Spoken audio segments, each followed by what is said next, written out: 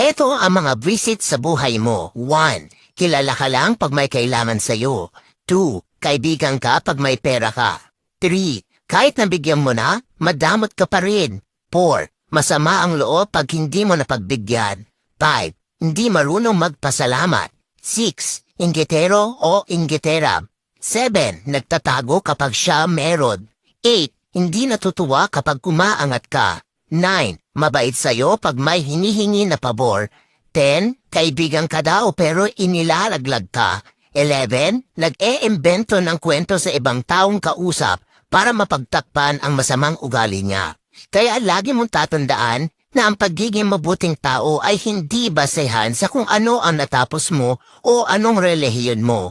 Nakikita ito kung papaano mo itrato ang iyong kapwa-tao. Pero minsan kailangan mo magbago dahil hindi lahat ng tao na sa paligid mo deserve ang kabutihan.